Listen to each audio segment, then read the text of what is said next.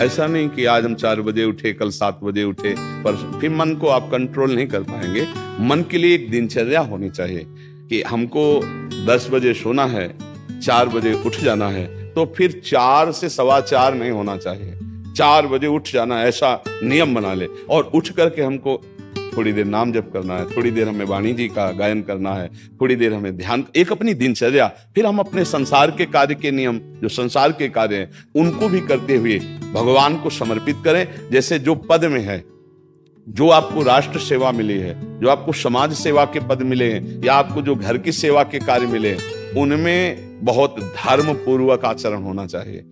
अगर आप अधर्म आचरण करते हैं, अपने पद का दुरुपयोग करते हैं, तो आप सुबह जग करके थोड़ा माला चला लीजिए, फिर भी आपका कल्याण नहीं होगा, क्योंकि आप अपने पद का, अपने सेवा का दुरुपयोग कर रहे हैं। जैसे हम जानते हैं कि अधर्माचरण है, ये अधर्मी है, हमें पता है दोषी है, और वो हमको कुछ धन दे देता है, और हम उसको मुक्त करवाने की बात सोचते हैं, और जो निर्दोष है उसको फंसा देते हैं। अब तुम चाहे जितना माला चलाने की कोशिश करो या दान पुण्य करो, वो तुम्हारा अधर्म आचरण, वो अधर्म का धन तुम्हें सतमार्ग में नहीं जाने देगा।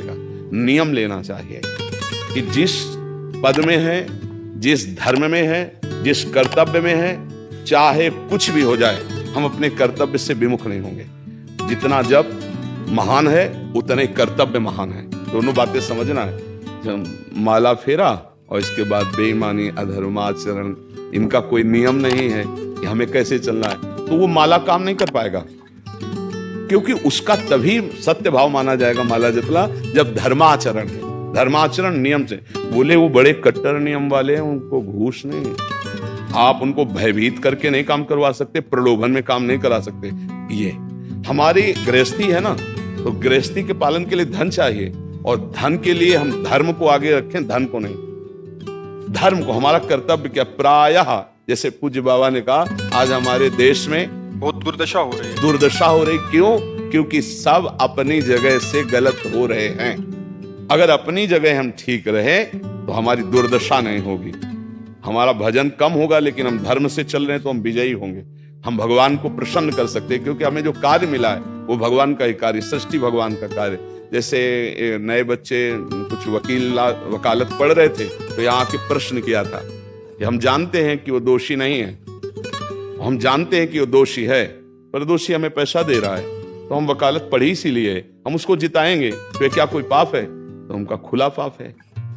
बोले नहीं, हमारी कोई ऐसा कंपनी दो, ऐसा कुछ बोले कि हमारी कंपनी को ये सिखाया जाता है, तो हमको तो ये करना ही होगा, अगर नहीं करेंगे तो हमारी वकालत का मतलब क्या रहा? तो नहीं, वकालत का मतलब अधर्मी को मुक्त करवाना नहीं है, वकालत का मतलब अधर्मी के सबूत एकत्रित करके उसको दंड दिलवाना है, और धर्मात्मा को मुक्त करवाना है। अब इसके लिए आपके पास अर्थव्यवस्था अगर कमजोर भी है, तो धर्म व्यवस्था आपकी पूरी है। धर्म व्यवस्था ठीक है तो परिवार स्वस्थ रहेगा, सुखी रहेगा, भगवान आप पर प्रसन्न रहेंगे। अच्छा, फिर हमने तर्क रखा कि जैसे आपकी बहन के साथ कोई गलत व्यवहार करे, आपको पता है, और वो आपको 10 लाख रुपया घूस दे, तो क्या आप उसका पक्ष लेंगे? नहीं, तो फिर दूसरी बहन के साथ किया। अब यहां विचार करना है ना, अपने भाई का अगर कत्ल किए हो, मुझे पता हो कि ये दोषी है, तो क्या हम पैसे से उसको मुक्त करने देंगे? लगेगा कि जान की बाजी लगा देंगे, और तुम्हें हम ऐसे ही एक गरीब आदमी की किसी ने हत्या की, तो आपका पक्ष बनता है। पर ये ज्ञान कहां मिलेगा? बिना अध्यात्म के ज्ञान तो मिलेगा नहीं। ज्ञान तो इस बात का मिला कि कैसे पैसा कमाया जाए। अच्छा, वो पैसा यदि अधर्म से आया है तो आपकी दुर्दशा कर देगा, आपकी बुद्धि भ्रष्ट कर देगा। तो जो बाबा कह रहे हैं कि आज हमारे समाज की बड़ी दुर्दशा हो रही, उसका कारण यही है कि हमें अध्यात्म का ज्ञान नहीं, हमें धर्म का ज्ञान नहीं, और बड़ी बड़ी गलतियां हो जाती है। बिल्कुल पता है आदमी निर्दोष है, और हम धन के प्रभाव से उसको दंड दे देते हैं। वो दंडा भगवान जब आपको पलट कर देंगे तो आप सह नहीं पाओगे, उसका परिणाम बहुत बुरा होता है। तो इसलिए समाज को चाहिए अपने अपने कर्तव्य का पालन करते हुए एक नियमावली बना ले। जैसे कुछ दुकानों का नियम होता है कि वहां फिक्स रेट होता है, नहीं होता? वहां ये नहीं चलेगा कि कसम से कहते हैं कि तुम्हें हम अपना जान करके कि 100 रुपया मीटर ये मिला है, हम बिल्कुल मुनाफा नहीं ले रहे। नहीं, झूठ क्यों बोल रहे हो? दुकान खोले हो मुनाफा के लिए, झूठ क्यों बोल रहे हो? नहीं लेंगे मुनाफा, हम जितने का लाए उससे मुनाफा लेंगे। पर 120 रुपया मीटर देंगे, कपड़ा बढ़िया है, नाप फिट है, इससे नीचे नहीं उतरेंगे, हमें सफाई देने की जरूरत नहीं है कि हम कसम खाते हैं या ऐसा। हम जानते हो ये बिजली है, दुकान है, नौकर लगे हैं, तो इसका मुनाफा लेने के लिए दुकान खोलें, कोई दान करने के लिए तो नहीं।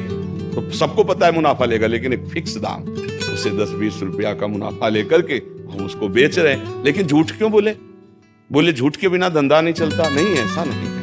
अब असत्य बोलोगे तो उससे जो आपको मुनाफा मिलेगा वो आपकी बुद्धि भ्रष्ट करेगा, और सत्य है कि मुनाफा के लिए है वही चीज, और आप एक फिक्स रेट में दे रहे हैं।